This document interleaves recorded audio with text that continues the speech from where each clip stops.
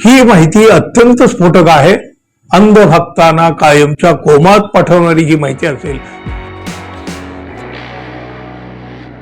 मित्र हो, नक्की काय होणार आहे उद्या? केवळ भारतच नाही, जगभराचं लक्ष लागलंय बरं. 19 डिसेंबर जगभरातले बडे बडे नेते आता गॅसवर बसलेले आहेत. हा, त्यात आपला भारत सुद्धा आहे. मोठमोठ्या नेत्यांचे सेक्स स्कॅन्डल अमेरिका पुराव्यानिशी आणि उद्याच जाहीर करणार आहे. जागतिक पातळीवरील काही बडे नेते एक्सपोज होतील, पण त्यात भारतातल्या एका बड्या नेत्याच्या बरोबर आजी माजी काही खासदार सुद्धा उघडे पडतील. जगभर फिरलेला भारतातला बडा नेता या प्रकरणामुळे अडचणीत येऊ शकतो. भारताचा पंतप्रधान सुद्धा बदलू शकतो, असा दावा माजी मुख्यमंत्री पृथ्वीराज चव्हाण यांनी केलेलाच आहे.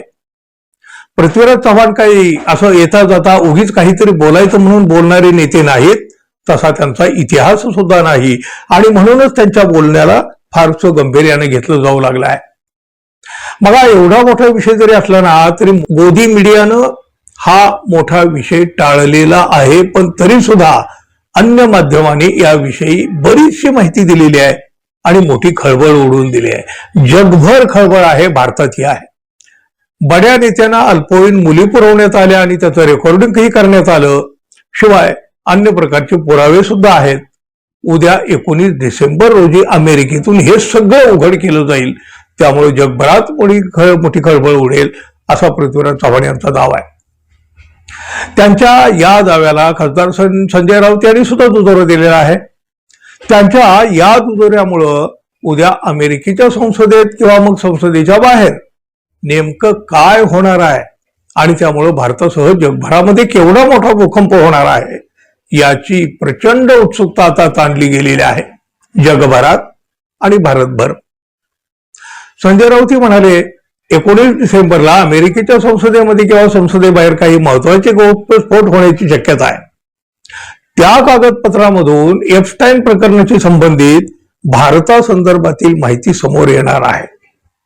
विशेषतः पंतप्रधान नरेंद्र मोदी आणि भाजपा संदर्भात धक्कादायक माहिती असण्याची चर्चा आंतरराष्ट्रीय स्तरावर सुरू आहे. ही माहिती अत्यंत स्फोटक आहे. अंधभक्तांना कायमच्या कोमात पाठवणारी ही माहिती असेल, असा दावा संजय राऊत यांनी केला.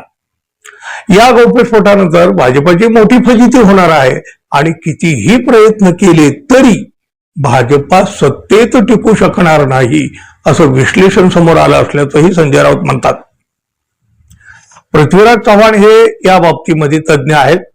त्यांनी अनेक स्तरावर काम देखील केलेलं आहे, त्यामुळं त्यांना याबाबतची अधिकची माहिती आहे. त्यामुळं आज कोणीतरी म्हणत असेल की अमित शहाना 102 ताप आलेला आहे, काहीतरी मोठा स्फोट 19 तारखेला होणार आहे आणि त्यामुळं भाजपच्या सगळ्या खासदारांना दिल्लीमध्ये थांबण्याला सांगण्यात आलेलं आहे. व्हीप सुद्धा जारी केलेला आहे आणि त्यामुळं एकच धाव सुरू आहे, असं संजय राऊत यांनी म्हटलंय.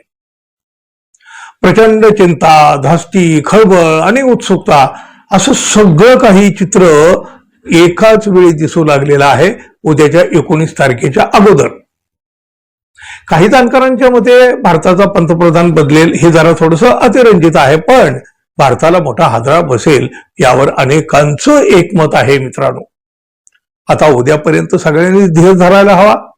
उद्या तर 19 डिसेंबर, उद्या अमेरिकेच्या संसदेमध्ये किंवा संसदेच्या बाहेर भारतातल्या कुठल्या कुठल्या बड्या नेत्यांचे रंगेल चाळे उघडे पडतायत, कोणाकोणाचे मुखवटे कसे फाडतायत हे उद्या दिसेल.